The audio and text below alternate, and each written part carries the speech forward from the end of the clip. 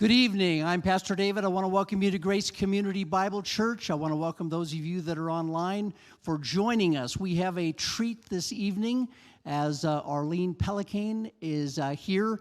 I picked her up. My wife and I picked her up from the airport this afternoon. She came in from San Diego. Just a little bit about her. She is a mom and a speaker. I don't know how many books you have written. It's about 6 or 8 or 9. I was a little low. 9. Yeah, okay, the 9th one just came out here, including Parents Rising and Screen Kids. This is Screen Kids for grandparents. Now, she's been on the Today Show, Fox and Friends, Focus on the Family, Wall Street Journal. She also hosts the Happy Home podcast. She lives in San Diego with her husband, James, and 3 kids. And she's here this evening to talk with us about iPhones, iPads, video games, just screens in general with respect to kids and teenagers, and we are excited to have her here. Let me just go ahead and pray, and I will just turn it over to her. So let's pray. Dear Jesus, we thank you for our evening as we wrestle with the issues of today with respect to our kids and interacting with technology and concern for them. And we ask that you would use Arlene this evening to be an encouragement and to help us as we deal with kids and technology. In Jesus' name we pray, amen. Arlene.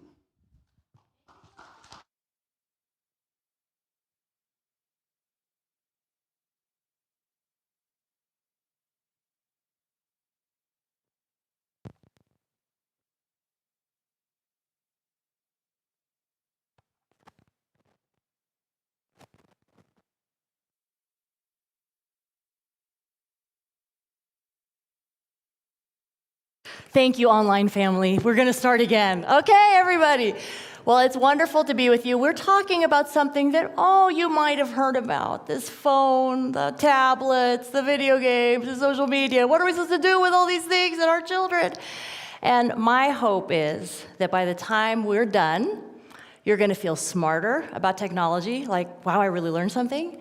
You're going to feel empowered, like, I know what to do next for my kids, for my grandkids, for my nieces, for my nephews. And you are not going to feel guilty. You're not going to leave this place thinking, oh, my word, I've messed it all up. But instead, you're going to be honest and have an assessment. How is our technology and what can we do to make it better? Because when we became parents, we didn't think to ourselves, oh, yay! We have this new baby, and now all we're going to do is, look at our screens. None of us signed up for that. So I have 3 children, and my youngest is named Lucy, and I'm going to show you this picture of her when she was a baby. So God has such a sense of humor, and he just said, let's give her all the hair, right? Like some babies didn't have any hair, but they said, let's give her all the hair. So whenever she went into a grocery store, into church, anywhere, people would instantly look at Lucy, instantly laugh about her hair. This was a particularly good hair day. There was no mousse used, no gel used, no special hair dye. It just was some days it would be all crazy, but today it was a good day. And instead of looking at our babies, now think of it, when you have a baby, you're like, oh, you're always looking at the baby. Where is the baby? Let's make sure the baby is near us. Oh, the baby is wet. Let's change the baby. Oh, the baby is crying and making a noise. Let's listen to the baby. We're very conscious about our babies, and we should. But today, we've got a new baby, and it looks like this. And it doesn't look anything like Lucy and her funny hair. And with this baby, we say, oh, it made a noise. What do I do? Does it need something? We dress it. We give it, especially the women in the room. We dress it. We let it, let's dress it. Getting a little too far from the baby. Where is the baby? Right, we can't step away. We start kind of getting the shakes. Got to get the baby. At night, is the baby talking to me, right? So we, my friends, have this new baby. And it's not just adults. And it's not just kids, it's everybody, teenager, anybody. We've got this new baby. And today, we want to talk about this digital baby and realize that if we as adults are having problems with our digital babies, how can we expect a 5-year-old, 8-year-old, 12-year-old, 16-year-old to be able to master this? So we're going to be honest. let's talk about this. So there's this word, it's called nomophobia. Oh, we don't want to have nomophobia. And what nomophobia is, it's a fear of being away from your cell phone. So if you left the house and you left your cell phone behind, you'd be like, oh my goodness, I can't go, I can't live. And so what they did is they did this study, and they found that 58% of men and 47% of women had nomophobia. And think of these prompts and see if you can relate to them. If I did not have my smartphone with me, I would feel anxious because I could not instantly communicate with my family or friends. I would feel weird because I wouldn't know what to do. I would feel uncomfortable without constant access to information through my phone. I would be annoyed if I could not look up information on my phone when I wanted to do so. Right? We can identify with this. You used to have a question. You have to wait a very long time to find someone smart enough to answer the question. And now all you have to do is say, what is the capital of Alaska, or whatever, and then it will tell you. And so this phone has made it so different. And to me, it's not so much nomophobia that you should be afraid of, right? Not having your phone with you. But it's nomofamily phobia, as in the phobia of where is my family because they are all watching a screen. Where is my family because we're all under one roof. We're all here in body, but dad's watching sports, mom's doing some shopping, sister's doing social media, brother's on a video game, this one's on an iPad playing games, and it's like everyone's under one roof, but where's my family? And so to me, it's not the fear of being without a cell phone that we should be afraid of. It is a fear of what the cell phone is doing, what technology is doing to erode the fabric of the family. That we become people who live under one roof, but we don't have that common bond anymore like we used to. The TV of yesteryear, it was huge, big, as big as this podium, and it just was in one place. You couldn't drag it to dinner and drag it to your room and drag it in the car, right? And everyone had to agree, are the kids old enough to watch Love Boat? Do we even watch Love Boat? I mean, you had to talk about these things. It was like, let's just stick with Gilligan's Island, So everyone had to decide, and there was a give or take. Sometimes we watch Mom's show. Sometimes we watch the kids' show. And so technology in that way, it brought us together. And it was something that had a beginning and an end, and parents knew what their family was watching. But today, because things are so mobile, because things are so easy, so accessible, we are now all with our own personal entertainment system. We don't have to watch something we're not interested in. We just watch what we're interested in. So we got the cooking channel, we got the sports channel, we got the golf channel, we got the horror channel, we got everything. And people are like silos. Moms, dads, grandmas, aunts, uncles, brothers, sisters, just in their own little world with their own entertainment. And this, my friends, is not how it's supposed to be. And so there's a central question that I just want to ask, because I want you to feel this is not an anti-technology question, because obviously those of you who are watching me online, how are we doing this? Through technology. So you'll be like, oh, what a hypocrite. They're using technology to bash technology. So we are not bashing technology. This is not an anti-tech message. I will not be collecting your phones. You can breathe easy. You don't have to delete anything before you leave this room. You're okay. But what this is we want to be smart about the technology, how to use it, how to really use it for our good and not for what's behind the technology, for our good, for our family's good. So this is the question I want you to ask. Is technology bringing my family closer together, or is it tearing it apart? And it's not that all of a sudden technology is gonna, night and day, a difference. One day we brought in the iPad, and the second day my child was like this lunatic. It's not how it happens. It happens really gradually, 5 minutes at a time, 10 minutes at a time. Well, we started watching because it helped me make dinner. Well, we started watching after that because then it gave me some more downtime. Well, in the morning, it's so much easier when they have something to watch. And it just slowly erodes.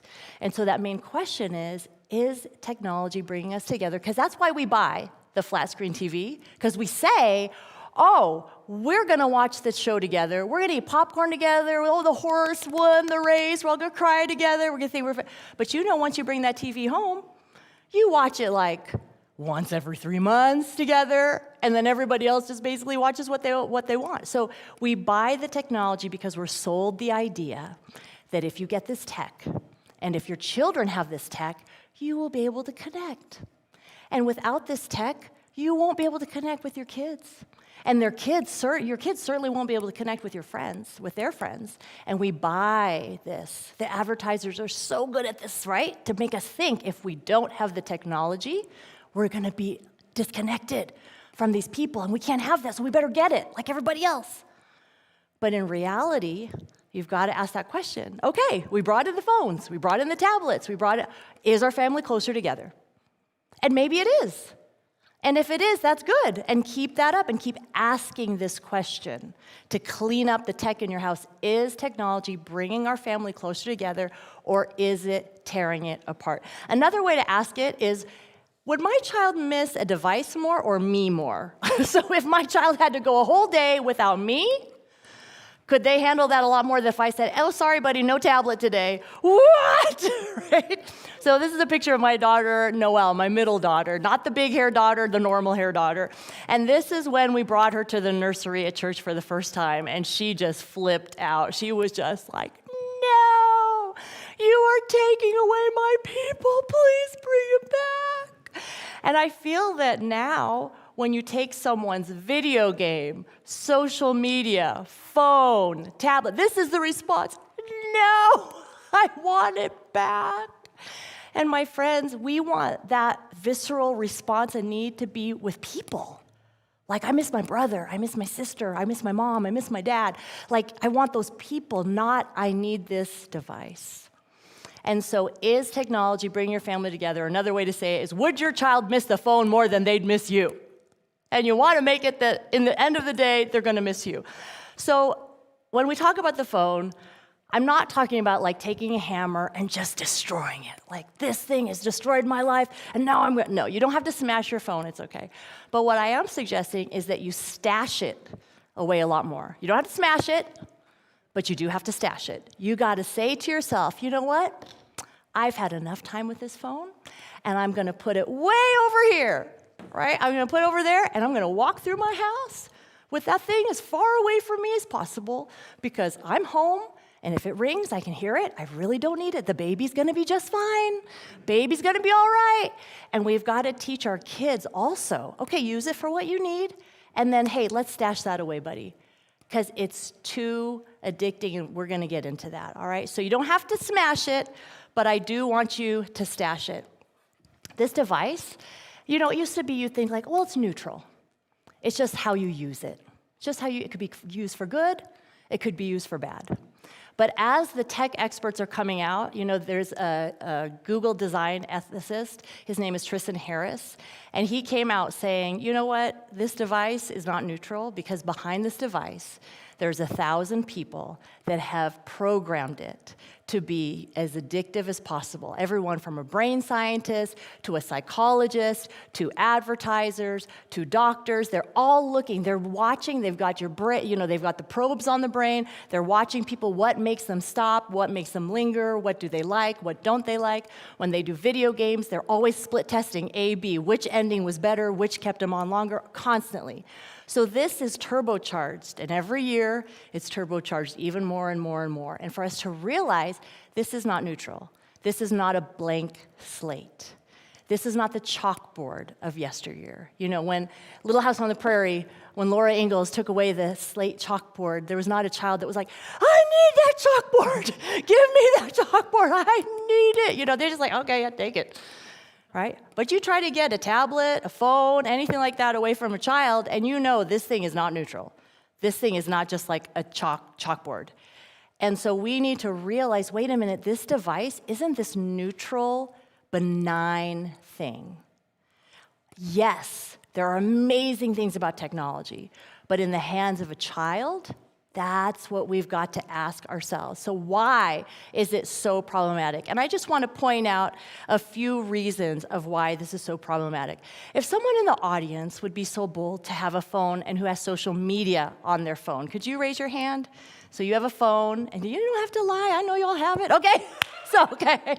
Would you be so kind to take out your phone, Pull up right now, right here, so right in your seat, you sit right there, pull up your phone, pull up a social media app, and just start scrolling through. I'm gonna just give you permission to get caught up in front of all these people, and you just let me know when you're done. You let me know when you're done. You just keep scrolling through and let me know when you're done. Yeah, so just let me know when you're done. You're just scrolling. Oh, look, she's still doing it. There's no what? End. There is no bottom. She could be here till 1 a.m. scrolling, and it would keep populating. And so we have to realize this is designed this way. If you really cared about our mental health, it'd be like, okay, we showed you 2,000 pieces of information, and now it's shut down for the rest of the day. It is endless. And so for us to realize, okay, Netflix, YouTube, social, all of this is endless. And it's meant to be that way. It is bottomless. So back to the old TV of the past, it wasn't that this technology was so great, but it's that it was so limited. That's what made it so great. It's like, oh, look, your show's over, and now there are commercials, and now there's a show you don't like. Imagine that. You really should go to bed now. I mean, there was a natural stopping point, and kids had to stop and walk away. What is it like now? Oh, wow. In 2012, Netflix was like, instead of people pressing something to play the next episode, why don't we introduce this post-play thing where the next episode will just play automatically, and then they'll have to press to stop it? Because the Netflix CEO said that his competition, it wasn't like, another streaming service. His competition was sleep. It's like, I gotta beat sleep. And the way I'm gonna do it is you watched your episode, and I'm gonna start playing your next episode, and who in the world can resist that? That's a show you like, those are people you love and care about, and they are now about to die, and you must find out in the next episode what happens to them, and they've started you on that journey. And so there are no stopping points. Think of the newspaper of the past. You take the newspaper, front page, back page, you walk away, you're done. Beautiful. What's news like now? Whoa, every 30 minutes when you check, oh, look what happened. It's so dramatic, and it's so explosive, and it's so crazy, and it's all the time, and it's endless. And so to realize this is engineered, that there is no stopping, so we as parents, guess what? And grandparents, we are the stopping point. We're the ones that have to come in and say, hey, buddy, you have been on YouTube for the last 3 hours, and it is now time to stop.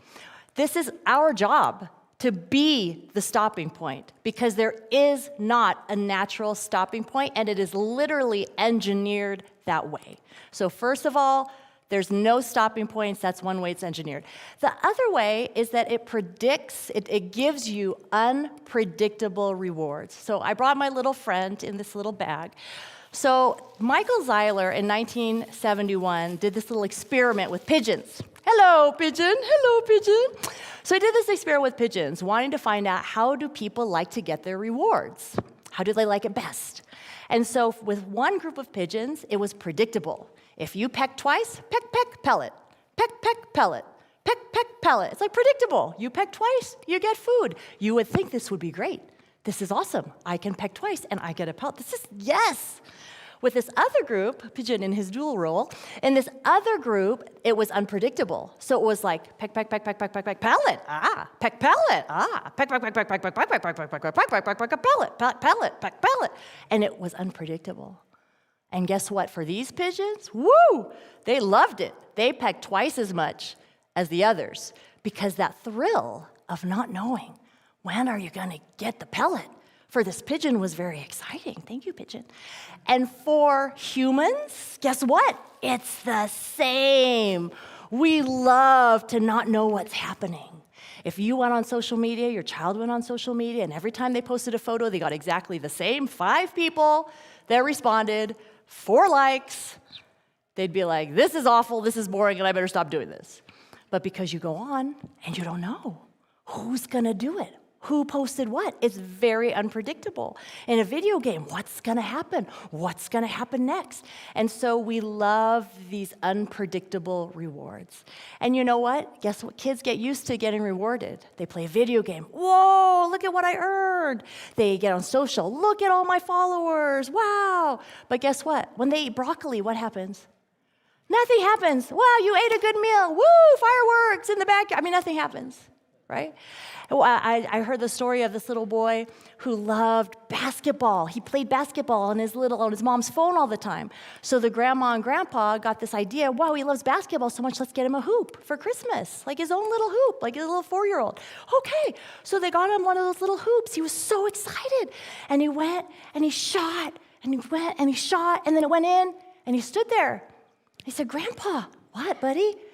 Grandpa, nothing happened. He said, no, buddy, you just throw it in.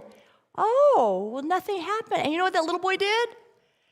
He went back to his phone. He went back to his phone because he got the reward of like, woo, you're going up, woo, look what you got.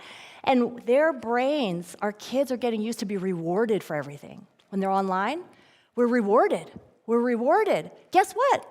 When you go to school every day, you don't get rewarded every day. Oh, you showed up. Ding, ding, ding, lucky star. You raised your hand. That's a gold pot. I mean, this is not how it works. So our kids are getting used to these unpredictable rewards that really set them back. They set them back. And you know what? This is working. Having unpredictable rewards, having no stopping points, it's working. The average child, age 8 to 10, will spend 6 hours a day on amusing media. So this isn't school, this is just 6 hours of fun. The average 8 to 10-year-old has that much screen time, 6 hours a day according to the CDC. 11 to 14-year-old kids have 9 hours a day. 15 to 17-year-old kids have 7.5 hours a day. Apparently they have a teeny bit more homework as they get older. My friends, this is too much time. But we need to understand it's not that our children are weak. It's not that we are weak. It's not like, oh, if I would just be a better person, if I would just be a stronger person, if I would just have more willpower. No. To realize, wait a minute, this is engineered by some very, very smart people who know what is lucrative, who know how to make money, who know how to sell your attention, and they're after your kids. And to really realize that from a business standpoint, that they want eyeballs on this phone. And for you to say, no, you're not going to have my child 6 hours a day. You're not going to have my child 8 hours a day. I will not give you my child for 7.5 hours a day. And for us to get that steel in our spirit that says, you might try to shove that to us, and you might package it because you want them to be educated. You want them to be connected to their friends. But we realize that the more time they spend with this, the less time they're spending with mom and dad, the less time they're spending with brother and sister, less time with grandma and grandpa, and that in the end is going to be harmful for a child from birth. I'm going to say that critical birth to age 13, they say that a child's worldview, by the time you're 13, that you're pretty much believing what you're going to believe as an adult. And so if we are going to transmit our values to our children, we've got to have our eyes on, wait a minute, from age 0 to 13, you cannot be 6 hours a day on this. Because 6 hours a day on this is going to lead you down some very unsavory paths that we don't want. But it's not your fault, kid. It's wired against you. So I really want us to think of ourselves as educators to our kids. That it's not just like, we've got these rules and you've got to follow them. It is, we've got these rules and you've got to follow them. But it's also, honey, let me show you. Look at mommy's social media feed. See how it never ends? Do you see that? Why do you think that's like that? That's because they want you to spend more time. Let them in on this so they understand, oh, this is how this is wired. The more they understand, there are a lot of kids out there that will feel like, I don't want to be manipulated. Tap into that so that they feel like, I don't want to be manipulated by this tech. So that I feel like, you know how teenagers like to rebel? Like it's kind of like in us, like we want to test the limits. Let them rebel against this establishment of this is what you have to play, this is what you have to watch, this is what you... So like, wait a minute, I don't know about this. All right. So we are, my friends, so careful right? About safety and caution. I mean, just look at us through this COVID year and time. We're so careful, cautious. Moms say things like, don't run with scissors, walk, don't run, keep your hands to yourself. We're very safety conscious. But what if, I boarded an airplane today, what if before I boarded the plane, and I was sitting there, and let's pretend that my children were with me, and they said, oh, we have a little announcing. Boarding this airplane may result in mood swings, ADHD, obesity, eye problems, hearing loss, attention problems, all these. What would we do? We'd be like, okay, wait a minute. That was a very strange announcement, and I'm not sure that we want to get on this airplane, right? But every day, kids get on an airplane called technology, social media, video games, and kids are boarding this constantly. They travel this way, literally and figuratively. And guess what? From the year 2004 to 2014, there was a rise in teenage depression in girls, 37%, almost 40% in 10 years. What is this uptick in depression, anxiety, mental problems? What is this uptick? What is this? Where did it come from? And you look at 2004 to 2014, gee, what happened? Oh, look, we got phones, and we got social media, and our video games got really good, and our kids are riding this technology plane. And for us to realize, wait a minute, if I let you on this technology plane, 1 in 5 of you is going to be obese. 1 in 5 of you girls, is going to be sexually solicited online, mostly through social media. Why would I do this? Why would I risk your health, your physical health? I mean, we're so careful about everything else. We would never think like, oh, let's have you try, little child of mine, let's have you try drugs or alcohol. We would never think that. But we will hand over a phone because it's acceptable, because it's normal, because, hey, come on, man, we live in the digital age. But to realize this has risks. So for kids, I want you to see caution tape on this phone. For kids, I want you to think they're getting on this airplane, and at the end of this airplane, they might have attention problems, anxiety, they may have suicidal ideations, they may be obese, they may not be able to pay attention in school. Like, these are very real harms that are happening to kids that you know, or that may be living in your home, your dear children, and these risks are too great to ignore. And so we need, my friends, to get a little bit of anger. Now remember, anger is fuel. And anger can be used for bad, obviously, but anger can also be used for good. Think of Mothers Against Drunk Driving. You get upset enough about something, you say, no more. And so for that anger to be like, I don't want my kids to get on that crazy plane. And guess what? You have the power to figure out where they're going to board, when they're going to board, and all those things. You have that power. So there are 2 big ideas that I want to leave with you tonight. 2 big ideas that I believe work with kids, with grandkids, with ourselves. And the first big idea is this: you cannot impart what you do not possess. If you are struggling with technology, your kids will struggle with technology. If you've got your eyes on the screen, when you should have your eye, all that, so you're going to replicate yourself. And so a question to ask ourselves is, okay, if our kids use technology just like us, will we be satisfied? And you know what? God gives us kids to grow us up and to make us more mature and make us better, to realize, oh no, I don't want my kid to use technology like me. And guess what? That's our cue to think, okay, then I need to clean up my act, and I need to get better at this. They did a survey with 6,000 kids all around the world, and they asked the kids, what is your parents' worst habit? Imagine your children being asked this question. What is your parents' worst habit? 54% of kids said that their parents check their phones too often. 54% said, my parents' worst habit, checking the phone too often. And 36% of them said it was their parents looking at their phone while they were in conversation. So we're talking, my parents looking at the phone instead of looking at me. And the unhappiest kids were in Brazil, and 87% of them reported that their parents check their phones too often. This is not an American problem. This is not a problem of the West. This is a global issue wherever technology is found. Then very soon after, you're going to have 87% of kids saying, my parents, they check their phone too often. So there's a rub here, because here we're talking about like, oh, technology's bad, technology's bad, technology's bad.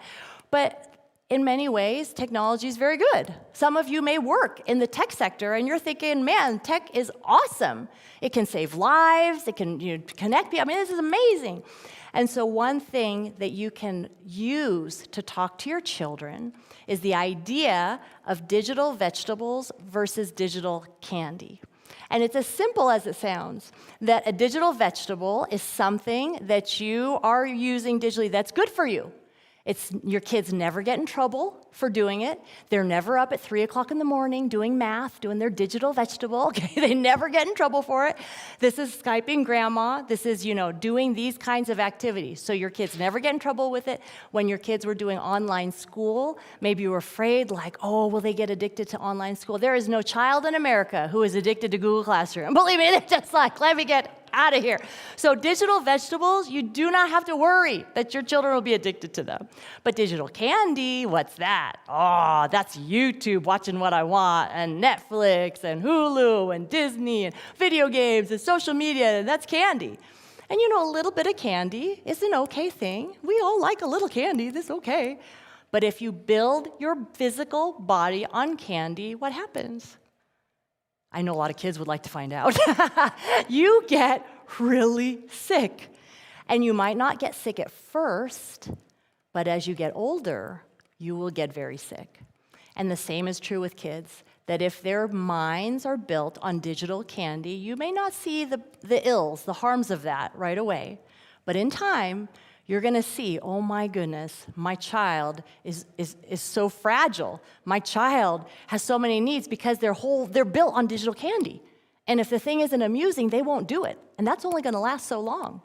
And so what you can say to your child when they say to you, but Mom, Dad, you're on your phone all the time. You're on your computer all the time. Why are you on me about my devices? You can have this talk. And of course, you tailor it, whether it's a toddler or a teenager, but you say, you know what, buddy? There's digital vegetables and digital candy, and right now, Mom is doing digital vegetables, I'm doing X, Y, and Z for my work, and when I'm done with this, we will go have lunch together. And then guess what? It makes us accountable that we're like, oh, I just told my child I was doing a digital vegetable, so I guess I shouldn't be like wasting time here, right? So it helps us. If we classify our online use, is this a digital vegetable or is this digital candy? And of course, you allow yourself some candy. That's fine. You might set a timer for 15 minutes and say, hey, I'm going to putz around for 15 minutes. When that's done, I'm going to go back to work. Whatever. But the point is, there is a distinction. And the more you can recognize that distinction between candy and vegetables, the more you can pass that along to your children. And your kids can say to you, hey, Mom, are you doing a digital vegetable or digital candy? They can turn it back to you and have this conversation. And so these are words and terms that we can use to help each other. So when I was writing my books, I'm not writing them on papyrus leaves, longhand. I'm just not like, okay, dear diary. So I'm on a computer. And my kids would say, oh, that's so funny, Mom. You're writing about screens, and you're on the computer all the time with your digital vegetable, So they're just like, what is this, Mom? And so I discovered this move, okay? It's called the pivot. The move is called the pivot. And it's so easy. And from this night on, you guys are all going to be pivot experts. And what the pivot is when you're on a device and a human being enters your airspace, small human being, big human being, any human being, enters your airspace, you pivot away from your device, say, hey, how's it going? What do you need? Okay, I'll be right with you, okay? So what this looked like at my house was I would be on my computer and I'd hear up the stairs. I work in an upstairs loft, and I'd hear the stairs, and it would be, I have choices. I could be like, hey, what do you need? Oh yeah, it's on the top shelf. Okay, bye. Or I could say, oh, hey, what do you need? Oh, that's on the top shelf. Okay, right? And so I trained myself that when I heard the footsteps, it's like a game. It's like a game. So when you hear the footstep, oh, I'm going to beat them. Hey, how's it going? And my eyes are already on the stairwell. And all of a sudden, it makes it kind of fun. Instead of an interruption, you kind of make it a game, kind of make it play, like I will beat them. If they talk to me, I will pivot away and I will beat them. Make it a game. So what does it communicate to your child, to your spouse, to your loved one? It says, you're important. You came in the room, I'm going to look at you. So this is what we are missing in our culture. Whether it's a stranger that you're walking past, that you used to like have eye contact and kind of like, good day, where is that, right? Because everybody's right here. But to me, it matters even more in the home, that in your own house, if once in a while your kid is like, mom, mom, mom, mom, and you're here, go your merry way. It's okay. Please be guilt-free. It's all right. But if day after day, hour after hour, whenever your child comes close to you, they have a habit of here they come. Yeah, what do you need? Really? Wow, that's awful. Okay. What do they conclude? After a while, they conclude, I am not as important as what is on that phone. And we wonder, why can't these kids and teenagers look up from their phones and look at us?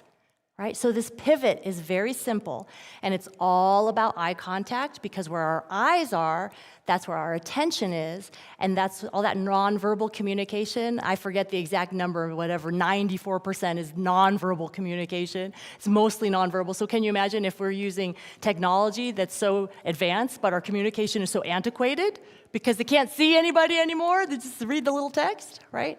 So if I were to give this whole talk exactly how I had, saying the exact same thing, same word, you saw the pigeon, everything happened the same way, but I just changed the one thing, it'd be like, wow, she really needs to read her own books, because that's just ridiculous, okay? So all it is, it's the same content, it's the same person, everything's the same, but only one small tweak is made. The small tweak makes the world of difference, right? It's a big difference. And so if we are not looking up from our devices to look at our children, to look at our spouses, then we are missing out on something so crucial to their development and our relationship. And it's so easy. It's not hard. So you just think, make it a game. If they come in the room, I'm away from my device, I'm all yours. And then you could say, hey, buddy, I still got an hour of work left. So, hey, you come back in 1 hour. And then when they really come back in 1 hour, you really have to get done. And guess what? It makes us more productive. Instead of dilly-dallying, we're like, oh, I told him it was an hour. So this is not only true for our relationship with our kids, it's also true with our relationship with our spouse. So this is my husband, James, and I through the years. So this is us. We've been married 22 years. And when we were first married, we would just look in each other's eyes. Just look at eyes, just eyes. We could sit on the couch and just look at each other, right?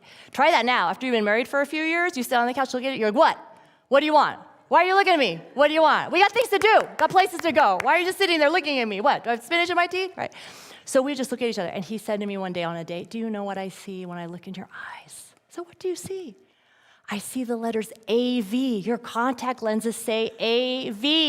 And I went home, and I popped out my contact lens. I was like, oh, it does say AV. It's amazing. I thought, he looked so closely in my eyes. He knew what my contact lens said. And my friends, when we marry that closeness between a husband and a wife, this phone can destroy that. It can certainly erode it.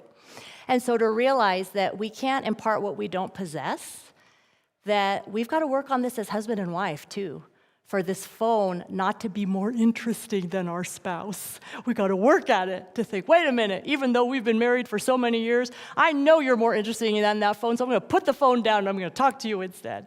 The Business Insider says that we touch our phones 2,600 times a day. That we touch, we swipe, 2,600 times a day. Apple says we unlock our phones 80 times a day. Can you imagine if you just reached out after our little time today, and you just reached out to your spouse 8 times a day? They'd be like, whoa, honey, it's not even Valentine's Day. What's happening? So for us to realize, wait a minute, if we're so enamored with this digital baby, we are so enamored with this digital baby, What about our husbands, our wives? What about our children? That these are the people we need to be touching and talking to and giving eye contact. This does not care if you look at it or not. It has no feelings. But your spouse has feelings. You know that. Your kids have feelings. And so that eye contact, that must be restored. So the first thing to remember is you cannot impart what you do not possess.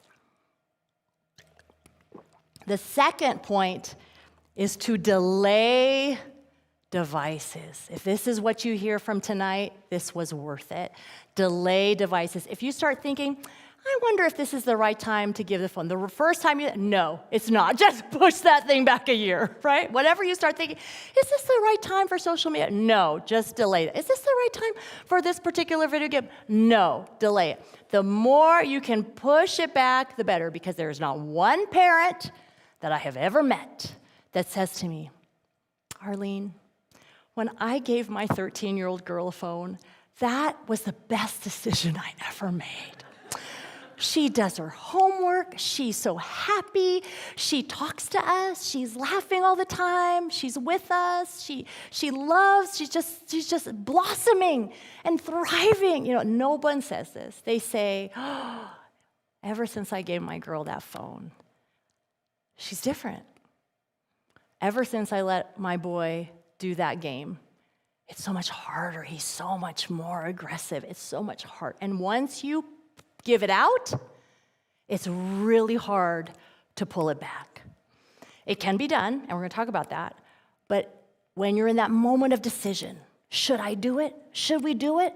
Give it another year. Just give it just one more push. Push it back a little bit more, because you won't regret that. You won't. Because believe me, no one will be on their deathbed and say, I wish I would have done more on social media, right? I wish I would have just played one more game, right? By the time you're old, now I know some of you teenage boys listening to this be like, yes, I would be saying that on my deathbed, but believe me, by the time you get in your 80s, you will think differently. You'll be like, no, that was not the most important thing in my life. So my son, Ethan, so we all go to public school. We live in San Diego. And when my son, Ethan, was in 6th grade, this is a picture of him in 6th grade, he was a different kid because he didn't play video games. He didn't have any electronics in his backpack. A lot of the other kids had electronics in his backpack. He didn't have anything in his backpack. And he tells me this story. Mom, first day of school, sixth grade, everyone's talking about video games. So he's not talking about video games because he doesn't play video games. So then the kids find out, you don't play video games. Ethan, how did you make it all summer without playing any video games? You know, and I'm just real tuned in on this. I'm thinking like, I want to know. Because, you know, my mom, she talks about the screens. I mean, you know, I want to know, what do you say? But Mom, do you know what, Mom? What? Mom, none of them know how to play the piano. Mom, none of them do Taekwondo. And Mom, they don't even know who Winston Churchill is, because he was really into World War II in 6th grade. He was reading all these World War II books. And so he was like, Mom, all they did was play video games. They wasted their whole summer. And I was like, thank you, God. I was like, but do you know what? If you will delay, we feel like if we delay this device, we're going to impoverish our children.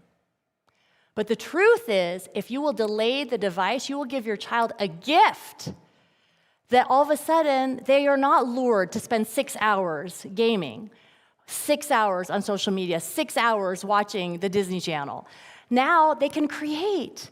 They can learn skills. They can do things they love. They can discover what they're good at. They can get to know their gifts and skills and calling. I mean, this is important.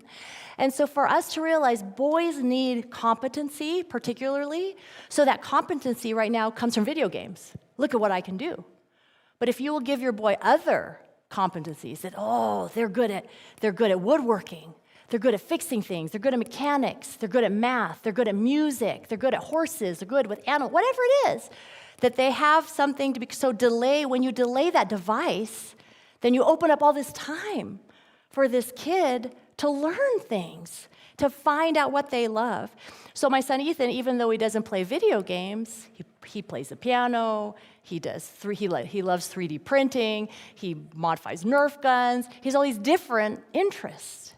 that if he was playing video games all this time, I don't think he'd have time to cultivate those kinds of interests. So it's not so much, Mom, you're ruining my life. Dad, you're ruining my life. It's more like, dude, I want you to have a good life. So let's open up the world to you. Let's open up the world. Because as we've talked about already, screen time, as Dr. Victoria Dunkley says, screen time is actually very much like a drug. Screen time is actually very much like a drug, she says. In fact, it's like a stimulant, not unlike caffeine or nicotine or even cocaine. So it raises arousal levels, it changes brain chemistry. So we're going to talk about the brain for a little bit because I know we wonder, as parents, what is it doing to my child's brain? So when your child is gaming, right? They're like, and of course it depends what kind of game, all right? All games are not created equal. But a lot of games that boys are gonna be playing, it's gonna be like they're trying to escape something. It's exciting, they're running, they're trying to save their lives, trying to save their buddies. And so while this is happening, the brain thinks, oh wow, fight or flight, we're under stress, let's produce a lot of cortisol. And cortisol is that stress hormone that like, hey, let's get out of here, guys, let's get out of here, guys, let's get out of here, guys. But guess what? Your son is sitting on the couch, like there's nothing really here to do. But that stress hormone is really coursing through his body. And so when you have this continually, you're playing a lot, then that stress hormone is in your body a lot, and we wonder, why are these kids, like, why are they so stressed out? When they're playing the game, the body thinks, let's protect the major organs. Let's protect this kid. They're in trouble. Let's protect this kid. And the part of their brain that's the front part, the prefrontal cortex, that's the decision center of the brain. That's the part of the brain that's like, you know what? You've been playing for 2 hours. You really should use the restroom. Or your mom called you to dinner 20 minutes ago. You probably should get up. That control center, it controls mood. It makes decisions. It regulates emotion. That part of the brain, no blood, because they think, I got to keep them organs going. And when a child is growing up with that kind of stress on a constant basis, that prefrontal cortex is not getting enough blood and nutrients. And so you wonder, why can't my child regulate their emotion? Like, why are their emotions so out of control? Well, they have not a blood-rich, they haven't had a nutrient-rich prefrontal cortex. Why is my child so moody? Why can't my child pay attention? All these different things. So we can say, wait a minute, what is happening in my child's brain? They're doing this study of 10,000 kids, and it's an ABCD study done by the National Institute of Health, and they're following them for 10 years. And already they're finding that kids who are on screens more than 2 hours a day or more of amusing screen time, all right? So 2 hours a day, they're finding some things already happening. They're finding a thinning of the cortex, and the cortex is the part of the brain that processes the 5 senses. So like when you're older and like your taste goes away and you just don't quite see as well. So they're seeing that kind of premature thinning of the cortex in kids. They're seeing that kids are not doing well on, like, if you're on 2 hours or more, they don't do as well with learning tests, with reading, things like this. And so we have to ask ourselves, okay, what is going on and what's happening in my child's brain? Before we leave the brain, I want to talk about one more thing, and that's dopamine. So when my daughter Noelle and I, we rode a roller coaster, and that was very fun and exciting, except that at the end of the roller coaster, the restraint didn't come off. So thankfully, we weren't like stuck upside down or anything, but we were stuck at the end. And so they said, okay, please wait. Well, it was 20 minutes. She was in about 4th grade at that time. And she was like, Mom, I just want to get off. I just want to get off. I was like, it's going to be okay. It's going to be okay. They say, okay, we're going to restart the ride, and that should click it in, and then you guys should be able to leave. And a lot of people were like, woo, because it's a super long line for the ride. But my daughter was like, no, I don't want to ride again. I don't want to ride again. So we rode again, all the loops and all the twirls and everything. And so by the time it was over, and I mean, I paid good money to get in that amusement park. It was early in the day. She laid on the bench, and she's like, I'm done, Mom. I can't ride anymore. I feel sick. She was sick. Too much pleasure, too much excitement, too much. And in the same way, our brains, they like a little bit of roller coaster. That thing's exciting. But a lot of roller coaster, a lot of dopamine all the time, it's too much. And so the dopamine takes another neuron and excites it. It's a pleasure hormone. And it says, look at this. It shakes the other neuron. Look at this. This is so exciting. And a little bit of that is really fun. I mean, let's be honest. That's nice. But a lot of, as one doctor said, that neurons like to be tickled, not bludgeoned. And what's happening is there's so much amusement. Right? It's like Disneyland all the time. It's not just like one show that you like. It's 10 shows that you like. Woo! Right? And it's not Mr. Rogers, right? Mr. Rogers is very calm. One camera, right? I mean, you could do that all day long. That's not what it is. It's exciting. So that dopamine is just going nuts in the brain of your child, of your grandchild, and that's not meant to be. It's not meant to be roller coaster all day long. And what the dopamine ends up doing is like, whoa, too much happening, and they start to shut down. And literally, it will lead to cell death. It literally leads to them saying, we're done and we're dying. And so there's another neuron, serotonin, that's the happy side, and that one doesn't excite, it calms. It tells the other neuron, it's gonna be okay. And that serotonin is found in antidepressants and things like that, but naturally it's found in very simple things that God has given us, nutrition and exercise. So the more your child is moving and is having good exercise, the more your child is eating real vegetables, we've talked about digital vegetables, but the actual vegetables, all those things produce serotonin and well-being in a child. So think of it, they have all this dopamine, all this digital candy, not much exercise, not much nutritious food, and we wonder, why are these kids so wacky? Why are they so crazy? But how wonderful, because this answer is so simple. You need less dopamine. When your kids say, Mom, I'm bored, you're like, awesome. Awesome. I will give you nothing to do. You will not get any electronics, and you can just figure out what you want to do on your own, because your brain, my friend, needs to rest. So before you give a child a device, I want you to remember this digital vegetable and digital candy idea, all right? So if I were to have, this was full at one time, my mini bag of M&Ms. I could be the godliest person in the world. I could have lots of self-control. But if I put this full bag on my desk and I say, oh, I'm just going to eat 10 a day. I just like to have them there to be available. I just eat 10 a day. Am I going to eat 10 a day? No. Because look, it's enormous, family size, okay? So if I were to walk around with it strapped to my waist, say, oh, I'm just doing 10 a day, guys, just doing 10. No, we would not do this. But when we say to a child, okay, child of mine, here's a device, take the iPad, take my phone, use it responsibly, buddy, just 30 minutes. It's like strapping the M&Ms to them and saying, just, 30 minutes, buddy, 30 minutes. They can't do that. Their brains can't do it. They cannot do it. As my husband would say, the bar is too heavy. There's too much weight on the bar.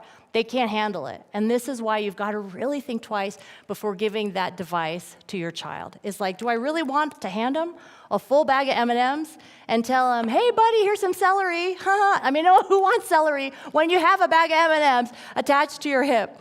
And so we've got to think, Bill Gates, he did not give a cell phone to his kids until they were 14.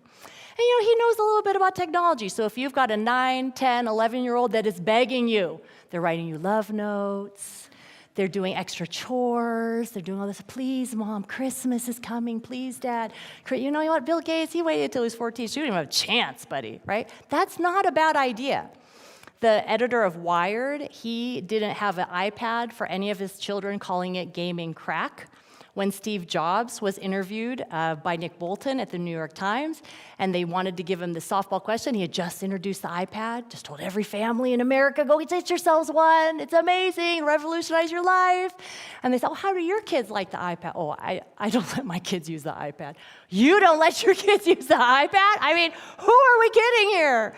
And so, my friends, if you want to be a smart parent, which we do, a wise parent, you're going to delay devices. You're going to be like the pros, and you're going to say, I'm going to delay that device. And I would say, I know everyone wants to know, what's the magic age? Tell me the magic age so I know what to do. Tell me, please. So, elementary school, not the magic age. So if you need to get in touch with your child, then just have a dumb phone that all it does is text a few numbers. It has no internet access. There's a Gab wireless phone that's good. So that's just to communicate. If that's what you want to do that. But only if you have to, I would say. But no phone. Don't give them a phone. Just make that decision right here, right now. And let me say this. As we're talking tonight and you're like, okay, already did that 3 weeks ago. Okay, at any point of what we've been talking about, here's what you do. If you see that what has been given, done, allowed, is not helping your child, not helping your family, you pray, you ask God, give me wisdom, show me what to say, show me what to do. Then you go to your child and you apologize. Say, son of mine, daughter of mine, I let you play this game because you were telling me all your friends like to play it, but I see it's been really, we've noticed a change in you, and we don't think it's a healthy change. And we know you're not going to like this. We know you're going to think we're the meanest parents on the whole block. Not even, just the block, the whole block. And we're sorry, but we think it's the best for you. And it's our fault because we gave you the game, so it's on us, but we're going to take it away because we think that's what's best for you. Now, he's not going to be like, okay, cool, Dad. He's going to be like, what? Slam, boom, bang, crash, bang. So expect that. But you're the parent. You can take that. You can take that. So start with that apology. We gave you the phone. We think it was too soon. We're really sorry. We're going to take it back. Whatever it is. You start with the apology. You build that relationship and start to do fun things in the absence, like in that week of transition that you've taken it away. Like, hey, guys, we're going to go to ice cream, like a lot this week. Just do things, a few things that you guys can look forward to start by. And believe me, that child, even though they are like really mad at you for hopefully a week or not too much longer, a few months down the road, and definitely a few years down the road, and definitely when they're in their 20s and 30s, they will say thank you. They will say, you know what, that was a lot of pressure that I was under, and I didn't like it at the time, but I'm really glad you took that away from me. Thank you. They will thank you, but they won't thank you right away. So you have to make a decision, and you've got to stick with it. So delay the device, but if it's already been given, or a certain game has been given, certain social media has been given, and you regret that, it's apology. Let's pull that back. So I've already told you that was easy. The elementary school, don't give the phone. That was easy. Middle school, I'm going to also say no. My friend Melanie Hempy, who is a nurse, she just talks about that in that developmental stage of middle school, you are really, do you know your brain, the kid's brain, has a huge spurt from birth to 2. It's going to triple in size. So that's why they always said, pediatrics said no screens for kids, babies 0 to 2, because so much brain growth. Tripling in size. They need to see other things besides the screen. But it gets another jolt in puberty. And Dr. Jay Geed at the Institute of Health talks about that it's a use it or lose it principle, that whatever cells are being used at puberty, those are the cells that survive into adulthood. And whatever cells are not being used get pruned away. So can you imagine in middle school what cells are being, So this, my friends, is, and what Dr. Jay Geed says is, so if a kid is doing sports, is doing music, is doing academics, those are the cells that are hardwired for adulthood. But if the kid is sitting around watching MTV, is what he quoted that a while ago, watching MTV, blah, blah, blah, you guys remember that. Anyway, that's what's gonna be hardwired. That's what sticks. So with that in mind, you got to think, wait a minute, in junior high, do I really want what they're going to see on their phone to stick in their minds? And when a girl is really asking, do I belong? Am I worth something? Do we really want her social media feed to answer that question for her? Do we really want a boy to have that much access to pornography at that age? No. So I think for middle school, personally, I say no. And then for high school, that's when you start having these conversations. And I'm not going to direct you in that sense. You obviously, know your kids way better than I do. There might be a 14-year-old who could handle it just fine. You'd say, hey, we're going to go on vacation, camping for a week with no phone. They're like, yeah, no problem. Right? Great. But you have maybe a 17-year-old who's older, so maybe it seems like, oh, you're older, you could use the tech, but man, they can't be 2 minutes away from that phone. So the age does not matter. It's not fair. Everyone's in a fair. It's got to be fair. It's got to be fair. It's got to be fair. No. So you might have a 16-year-old who doesn't have a phone and a 14-year-old who does and an 18-year-old who doesn't. I mean, it's not about fair. It's about what's going to work in this child. That central question, is this bringing my family closer together? Is it tearing it apart? Is this phone helping my child? So as we wrap up, I want to show you the 5 A+ skills that you will learn about more in the book Screen Kids. But you know about the A+ of school, right? Oh, I get those academic A's. These A's, if your kids possess them, they're going to be so, because really the A+, that's nice. But what is true success in life? Right? It's relationship with God. It's relationship with people. It's just those strong relationships. That's what, when you feel successful, that's what a rich person, that's what being truly rich is. Having impact, having people who love you, being loved. So these are the A skills that your kid really needs. Affection, to be able to give and receive love, to be able to say, I love you, instead of just like emoji, emoji, emoji, right? They can do more, they can do more. Appreciation, your child says, thank you, and not like, I wanted the blue one, right? So not an entitled child. They get an iPhone. I wanted the different color. It's like, oh, so appreciation, to be able to say thank you. Anger management, we're all going to get angry, but how do you deal with that anger? Can you sift through, is this good anger? Is this bad anger? Justified anger or unjustified? All those things. Kids are more angry because they are watching things that are very angry. Look at social media, very angry, because they found that anger means engagement. Facebook did the test, and they say, wow, when people get mad, they engage. Let's make them mad. Okay, so you wonder, why are kids so like, angry? Well, they're getting fed it. Apology, being able to say, I messed up, I'm sorry. And we can model that as parents and grandparents, but what do kids do now? They don't apologize, they just like unfriend, ignore, slander somebody else. I'm not gonna apologize, it wasn't my fault, it was her fault. Right? And attention. Can your child pay attention in school? Ask any teacher. Right? They're like, 30 years ago, they all just sat in rows. But now it's like, you sit down. Now you're up, They just to be able to take their wandering mind and to be able to pay attention. And so you look at technology, affection. Dr. Gary Chapman is the co-author of this book, Screen Kids. And he, of course, talks about the 5 love languages. And so if your child's love language is touch, Big Hair Lucy, that was hers. Huggies, she always wanted huggies. Well, guess what? You have technology. Most of us are not snuggling up to our kid while they're playing video games or snuggling up. It's like we see them on a device and we run the other way, right? And so there's an affection hole because of so much technology. So you can see how technology, it messes with all these 5 A+ skills being born in your kid's life. So let's leave you with some practicals, all right? So we've talked about why screens are so addictive. They're endless. They have those unpredictable rewards, and your kids are rewarded all the time on them, so it's like, wow, this is kind of exciting. So we know, okay, it's not just poor parenting. It's not like my kid is weak. It's because this is really wired to addict you, and if they can do it to adults, they can certainly do it to kids. We've talked about the difference between a digital vegetable and digital candy, what's happening in the brain, those 5 A+ skills, and we can't give to our kids what we don't possess ourselves, so we've got to get this under control. Love our spouse more than we love our phone. And a few things as you leave tonight that you might think about doing. No phones during mealtime, right? So if you're an emergency worker and you need to have your phone, that is fine. You get a pass. But for most of us, we can stash our phone, a good 20 feet away from us and have a meal. And if we're at a restaurant, we can take them off the tables and we can put them away. We can do that. And so no phones during meals, both adults and kids. This can be harder for the adults than the kids, I know. Delay those phones and tablets, like I was telling you, just push that back. No devices in the bedroom.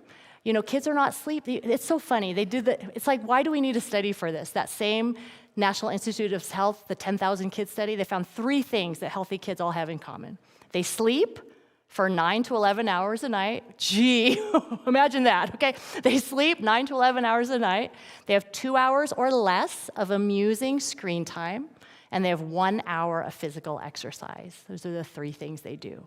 And if your child hits those 3 benchmarks, they're doing better than like 70% of the population. So if you get them sleeping 9 to 11 hours a night, and that's why you have no phones in their bedroom, because even when they're 17, 18, 19, if they're under your roof, sorry, buddy, I want you to be able to sleep. I want you to be able to to be cognizant tomorrow, so please give me your phone. And make that from the time your kids are really young. Let them know, hey, buddy, there's never going to be a device in your room. Just not going to happen. That's going to be the way. And when you grow up and you leave our home, you can sleep right next to that digital baby. You can just put that thing right under your pillow and snuggle up right next to it. But as long as you're in my house, no devices in the bedroom.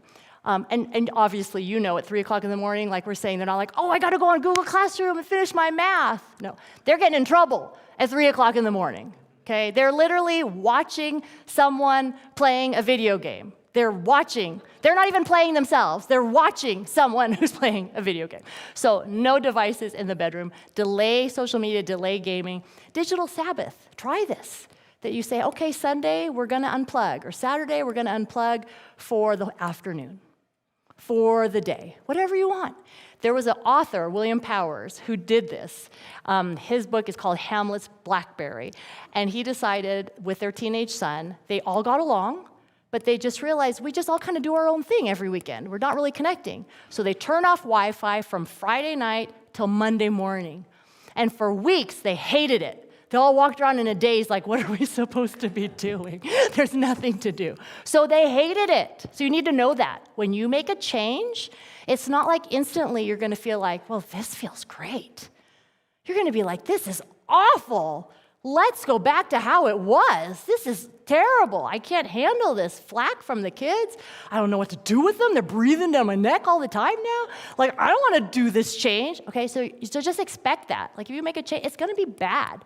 But after 3 months, William Powers and his family, something happened. And they were like, oh, it's like magic. And it was like, we like this. Now we look forward to the weekend where we can totally unplug, push it away, make it our own, not be at the beck and call of other people, and then turn it all back on Monday. And they loved it. So give it time. You'll love it. Give it time, and then 2 hours or less of digital candy. So this is a picture of my kids. So Ethan is a senior in high school now. Lucy, the big hair, is in the middle, and Noelle is our sophomore. And I can tell you that this works. My son, Ethan, he's a senior, still doesn't have a phone, still doesn't play video games, not allowed to play video games. My daughters do not have social media. They're not allowed to have social media, and neither of them have phones. Are they like one of the only ones in their class? You bet they're one of the only ones in their class. Are they doing okay? Are they surviving? Yes, they are surviving. So my son, Ethan, I said, well, you're a senior now. If we let you get a phone, but you had to pay for the service, like you could use my old phone, but you had to pay for the service, would you? And he's got a side job. He teaches piano and stuff. Would you? He's like, no. He's like, I don't want to pay for that. Because guess what? If you'd have your kids, make them realize this is not free. Like, you got to earn this. If you want to do this, you need to pay for half the phone, for the monthly, so whatever you want to decide. But let him have some skin in the game. And so he's like, no, he's so frugal. So that's the reason of that. My girls, they would say yes. So I say that because your kids will survive this. They will be healthy. They will sleep all night long. You won't wonder, who are they talking to online in their room? Is my child looking at pornography right now? Is my child addicted? Is my child being like seduced by somebody that looks like a 13-year-old boy who's really a 40-year-old man? You don't have to have these worries because you set the bar at your door and you say, I'm going to delay those devices. So I say this to say, if you will do some hard things at first, it will get easier as your kids get older. The younger your kids are, and you raise them with this knowledge and in this way, the easier as they grow up, that, we don't want to be all paranoid. Like, girls, the girls follow who they want to follow on my social media accounts. So now all my social media accounts have all these interests of my girls. I have nothing that's left in me, but I don't mind. I rather have them have their time on my phone, and they have a limited amount of time, than for them to have their own device. There are workarounds, and we want to be open, and this is not that you're against your kids. This is because you are for your kids, and when you have a relationship with your kids, they know that. They know that. And so I just plead with all of us, we don't want a generation of kids who are more attached to their devices than they are to their parents. And not because we are lording things over them, but because we love them, because we say this is too addictive, this is too much for you to handle, too much weight on the bar, and so we're gonna help you out with that. In this last slide, I have this thing called Happy Home University, and you can I give you permission to take a picture of this if you want to, but it's just simply happyhomeuniversity.com. And what you will find here is if you want to go deeper in this material, or maybe you have a friend who you are like, man, they need to do this, I have a Screen Kids Masterclass that is a video series that you can do as an individual or in a small group or as a couple, so you can look at that. And then there is also a movie that during COVID, while we were all stuck at home, I was like, perfect, I will interview my children. What is it like without social media? What do you do when your friends make fun of you? How in the world do you talk to your friends if you don't have a phone? So all those questions, they answer. It's called Screen Kids in their own words. So that's a documentary that you can watch at this happyhomeuniversity.com. So I want you to have hope. Many times we'll think, oh my goodness, we are parenting in the most difficult age there ever was. Like this technology thing is just killing us. It's just killing every home affected. But I like to think that when I read in the Bible and I look at Daniel and his 3 friends and they're being thrown in the furnace because they didn't want to bow to a statue, I'm like, I think that would have been hard for that mama to see her 3 boys thrown in the fiery furnace. Tough times have come. We can rise up to what is happening and say, you know what, that might be happening over there, but it's not going to happen in our home, because we're going to stand up and we're going to be strong and we're going to stand up for these decisions. So I hope that you feel brave, maybe a little bit mad. A little bit mad is okay, but I want you to turn to the person that you either came with, or if you're by yourself, you can feel free to find someone or write down just what would be an action step from tonight's talk that you would want to do in your home. So it might be have a conversation with so-and-so. It might be, oh, we better not do this game. Or, oh, let's go ahead and tell them, sorry, buddy, no phone under the Christmas tree this year. So just from our time tonight, I'm just going to give you like 3 minutes. So it's not going to be a long thing. But write down or talk about what's one thing you're going to do as a result of tonight. Go.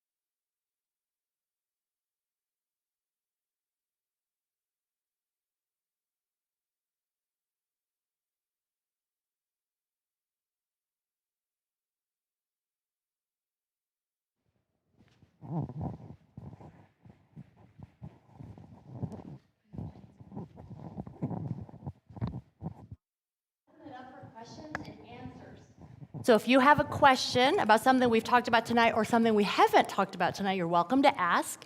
If I do not know the answer, I'm going to say, and even if I do know the answer, if you have something to contribute, you're like, that happened in my home 2 years ago, and you have something, please share it with the group. All right, any questions? Hi. Hi. So what I found out being a parent of a teenager, everyone has to have a social, all the teams, all the Yes. sports, all Yep. the whatever. You have to have a Facebook account. You have to have all this stuff because that's how they're going to communicate. How do you navigate that? Excellent question. This is perfect. My daughter's on a tennis team. My son is the president of the debate team. We have this.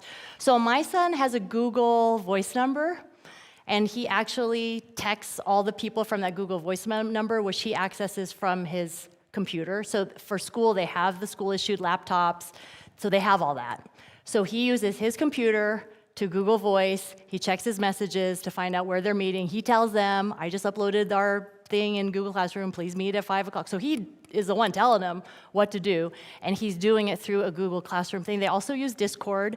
He doesn't use that through gaming, but they use Discord to talk to each other that way. He will also use, my daughter, their tennis team uses WhatsApp, so they use that on my phone. And so when I see, I constantly check because I'm always like during tennis season, I don't want to miss anything. So I will check, and then I usually that day will be able to tell her, hey, you have practice today till 5. So usually it just is planning. It's just figuring out what's supposed to happen today. Let's make sure everything is said in the morning. It's kind of like how it used to be. Let's make sure everything is said in the morning, you know, where I'm going to pick you up, and we do plans. Like, okay, if this doesn't work out, then I'm going to pick you up here. You know, so for my daughter, if she misses that message, then I'll email her at school and she gets the school email. So that's kind of how we've communicated the team thing. And I really feel like we're so on top of things, you know, us moms. And I mean, we're constantly checking. It's like it came in 5 minutes ago and you tell her, okay, you guys are meeting for ice cream. You know, so it can be done. Thank you. Good question. So your son's got his driver's license. Not yet. So he has his permit. Okay. And that was a question. That's actually a question I had with my husband, is like, okay, once Ethan starts driving, I kind of think I want him to have a phone. And then he's like, oh, well, that's real smart. The first time a kid is driving, and now we're going to give him a phone with distractions, so now he's driving with a phone. That's really smart, you know. So we still have yet to navigate this because he doesn't have it yet. I kind of picture that he's probably going to drive without one because he's just driving to school and back. It's kind of but then once he starts doing more things, then we kind of have to think about that more. Maybe like a dumb phone that he can use to contact us. Maybe he gets a phone, but he's going to stick it in the trunk. And obviously there's all those apps that they don't use it, that it can't be run while the car is going. But for my son Ethan, he will not pay. Like, he will not contribute. He doesn't want to, because he's like, I don't need it. So he'll say to us as parents, if you want me to have it, you all better pay for it. And then my husband is more like, I don't think he needs one. I didn't have one, right? Because we didn't have a phone with our licenses. So it's like, we used to have a pay phone, and now it's much easier. All you have to do is ask your buddy, hey, can I use your phone? So, but was there more to that question? Yes, there was. Yeah. I'm old and I'm a nerd, but maps. Yes. Does he use paper maps and atlases? So it has the GPS in the car. So, right? So he's just looking at the car for the GPS. So that has been, and we have we have a Toyota Sienna that's 10 years old. So it is an older GPS system, but it still works. As long as it's not something that was built in the last 10 years, he'll get there. The roads are still at the same place? The roads are pretty much the same place. I drive someplace with my son, and I bring the GPS. He makes fun of me because I have the GPS because he's using his phone. Yes. And then I make fun of him when he loses his signal, and I still have GPS. You still know where to go. Yeah, I still know where I'm going. So there we go. No, but that's valid. And that's what I'll think to myself is, okay, when he's older, then he's going to need that. Oh. Other questions?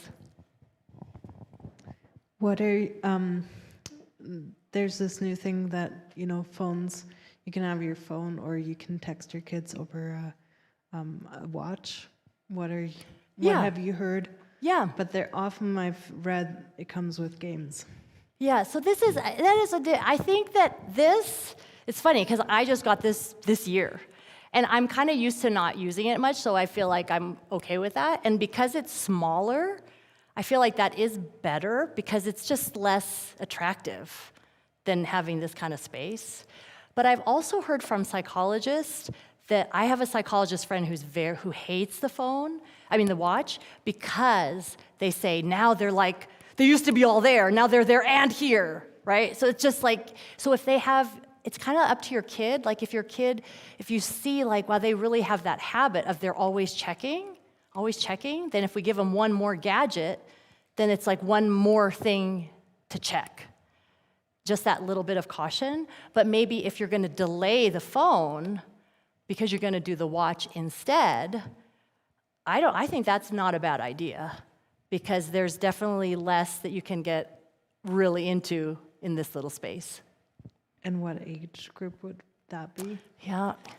And then I just, you're trying to get that answer, right?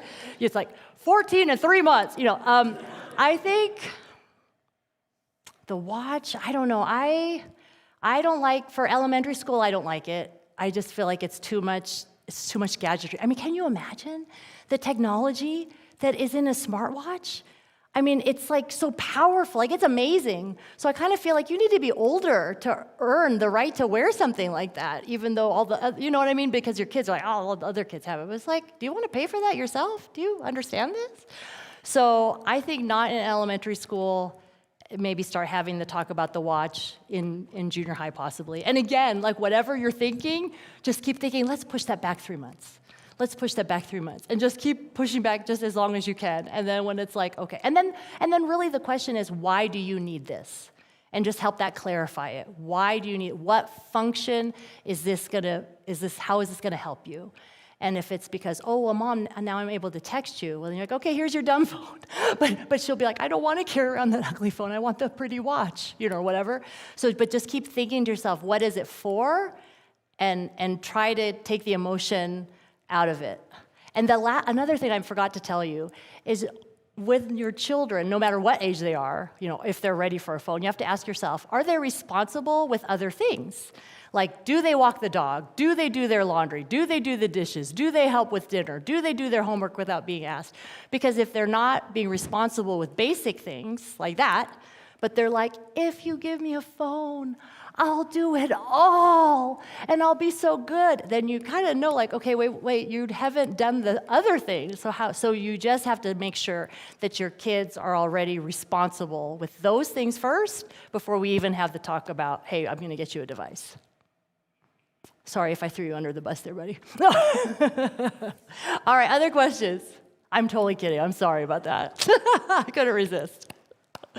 Any other questions? Let's use.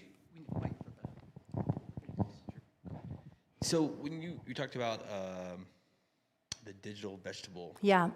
so what kind of parameters do you put around yourself so that you aren't taking yourself away from your spouse and because some of it's like, for me personally, I check my scores, I check my weather, I check my, and then other people in my house they read articles and that's how they get their information, Yep. And learn things. Yep. But you can continue to do that forever and ever and ever. That's right. And, so how do you set parameters for yourself and when, because you talked about not having the phone in the bedroom and all that stuff. Yeah. So, anyway. So my husband is a realtor and a property manager. So sometimes he'll get a call in the middle of the night, like my pipe has burst and we got to get a plumber over there. So he does keep his phone in our room, but kind of far away, so not on the nightstand. And then I charge mine in the other room. So I feel like if you can charge your phone in the other room and you don't need it in your room for those kinds of situations, then to do that. So that's one thing that we do. And then it's one of those, it's like everything else you say. So our feel is after dinner that we're not gonna putz around on our own, but that we're either gonna watch something together, we're gonna, it's kind of like that. But then we'll get sloppy, and then we'll just all be in our own offices doing our own thing. They'll be like, oh, come on, you guys, we got to get back to it. So it's fluid, right? So for us, it's for no phones in the bedroom, and we try after dinner time. Sometimes it's an activity that we're going to church. Sometimes it's that someone's come home from practice and we had a later dinner. But we try after that dinner time that we're not working and we're not constantly checking. And then I think that openness, just to ask your spouse, because you both want to do stuff. You both, she wants to do stuff, you want to do stuff. So to ask yourselves, okay, should we say that hey, for the next 15 minutes, we're just going to do our own thing and that'll be our rhythm and we'll check then. And then after that, we'll just put it away and then we'll wait and check again tomorrow. Just kind of, if it can be tied to a habit, I feel like that's the most helpful. Because if you just have these ideas like we're going to do it less, it doesn't really help. I think having the openness to say, hey, spouse of mine or child of mine, if you see that I'm on the phone too much and you feel like I'm distracted, I'm not available to you, will you please tell me? Because if you have that openness, then they could say, hey, you know what? I feel like you're on your phone a lot lately. Could you please, maybe after 9 o'clock, after 8 o'clock at night, that you're not doing your own personal stuff, but if we're gonna be on something, we'll watch something together. So open a conversation, have a stopping point where it's like, I'm going to stop checking, and then maybe have a green lighted space in the day that's like, okay, everybody putz around, do your thing, and then let's go to dinner. Let's have dinner. All right, any last questions? All right, and I think this will be our last question of the night. So you've talked about risks, but in some ways, I think you've soft-pedaled it. I think it's much more than risks. In a lot of cases, it's dangerous. Yeah. It's a life and death type of situation. So can you elaborate on that a little bit? Yeah, so of course, you don't want to come across, I don't want to come across as an alarmist, because a lot of people think, oh, you're just crazy, because this technology is here to stay. But you're right that I feel like anyone who uses technology too early and too much, there will be harms, whether they are relational, that you don't know your family as well, you don't feel as loved, you have anxiety, you have depression, you have et cetera. But then, of course, there are more dangerous things, whether it be, suicidal ideations, which, they recently in the Wall Street Journal had this big Instagram file. Instagram kind of knows internally it's not good for mental health. And forgive me, I want to say 6% of girls will trace their suicidal ideation straight back to Instagram. And to just realize that it does have, like you're saying, for many kids, and that spike is there for self-harm for girls. And so where's that coming from? Because they're seeing on the social media that they see it over and over again, and they're thinking about it. So I think suicide, obviously very serious. Drugs, very serious. Pornography, addiction, just the predators. I mean, can you imagine it's a predator's dream? You have all the kids in one place, and you can reach them, and you can look at their feed, and you know exactly who their friends are, where they go to school, what they like. You can come with a soccer ball and pretend like you're playing in the park right next to him because she plays soccer. And you're right, these are very real dangers that, I just talked to a man at church who is so sad about his granddaughter because she is so overwrought with social media and different things that they're literally on suicide watch, that the adults sleep in the room with her to make sure she's okay. There are real harms, and I thank you for dangers, and I thank you for pointing that out. Could I ask one more? Yeah. It's Pastor David. Of course you can ask one more. I'll play the pastor card on this one. Yeah. So how real is iPhone addiction? How legitimate is that? How real is it? Because there's some question about whether that's a real thing. I mean, people know that they're using it a lot, but iPhone, it doesn't have to be iPhone, but phone addiction. Phone addiction, sure. Talk about that for a second. So let's just take that word, addiction, because it can mean, so many things to so many different people. So I like what Adam Alter says. He's an author of Irresistible, NYU professor. And he just talks about that the behavioral addiction is something you return to over and over again that gives you a short-term gain, but a long-term loss. Right? So it's something this isn't good for me in the long run, but I keep returning to it over and over and over again. So some things that you would ask yourself, if yourself or your child is addicted to a phone, to video games, whatever's on the phone, it's things like, if you were to unplug for a day, that digital Sabbath is a great test for yourself, for your kids. If you find that they did a thing with 1,000 students and just ask them, and so this will answer your addiction question, go 24 hours without your phone. And most of them couldn't do it. They couldn't go the full 24 hours. They came back like, forget it, I can't do it, give me back the phone. They're feeling like I'm anxious, I'm jittery, give me the phone, they needed it, they're fixed. And they have done the brain scans of kids that play video games 20 hours a week or more, let's say, compared to a cocaine user, and those same parts of the brain are lit up. So there's real addiction that's there. So you can test it with that digital Sabbath. You can test it with even longer. If you go on a camping trip for 3 days, no Wi-Fi, is that fine? Can your kids handle that? If they're addicted to it, you'll see a loss of interest in the things they used to love. So your kid used to love riding horses, your kids loved art, your kids loved music, soccer, baseball, lacrosse, and then now they're I'm not going to do that. I'd rather stay home and game with my friends. So then you know, or I'd rather stay home and sit in my room, right? Then you know something's wrong. Something's wrong, you know, and of course there are things like they're trying to stop and they can't. Their personal hygiene goes out the window. They stop doing their homework. Their grades tank. All these things. They have the short-term gain of having that phone time, but then that long-term loss. And yes, addiction is very real because you just percentage-wise, you might have, you know, not every boy who games is going to become a video game addict, right? But they say like 4 out of 10. Will struggle with it. And the problem with it is unlike like a drug addiction or smoking where you can say, I'm going to separate myself from that. I'm going to get new friends that don't drink and smoke and party. I'm going to step away from that. If you have a problem with online porn, gaming, social media, anything like that, you have that for your life because you get to hold this thing. And what I'm saying is it becomes a constant battle.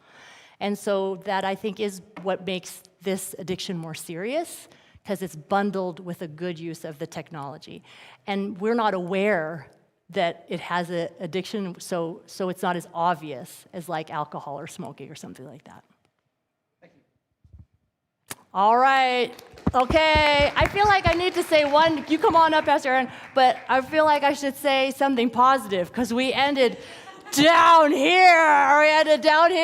So you're here for a reason, and do not be discouraged. You know, he has overcome the world. Greater is he that is in you than he that is in the world.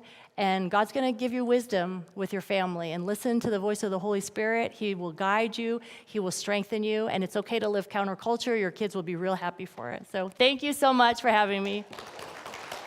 Thank you, Arlene. We greatly appreciate it. Just to let you know, I've got about 20 action points for when I go home. My wife let me know we're going to do a digital Sabbath on Sunday afternoon, and I was like, what about fantasy football? Right? So, yeah, we'll see how that goes. I'll be emailing you, Arlene, about it. But she's going to be out in the foyer area with her books. You can talk to her more out there. And she will be back here tomorrow morning in this room at 9:30. So invite you to come back. We will not be broadcasting that tomorrow morning, but you can be here in person from 9:30 to 10:30, where she'll be talking more about parenting strategies. So invite you to come back tomorrow morning. But let's just close our time in prayer, and then we'll be gone. Father, we thank you for this evening. We thank you for the heart of Arlene and just what you've allowed her to see and the research she has done to communicate just truth and understanding in this difficult world that we find ourselves in, and not just with our kids, but ourselves as well, as we deal with technology that is right in our hands. And give us tools, give us strategies and how to control that in our own life, knowing that you can do that through your Holy Spirit. And we pray for our kids especially. Give us wisdom in parenting them through this difficult age of technology, trusting that you will do wonderful things through us and them. And again, thank you for a wonderful evening. In Jesus' name, amen.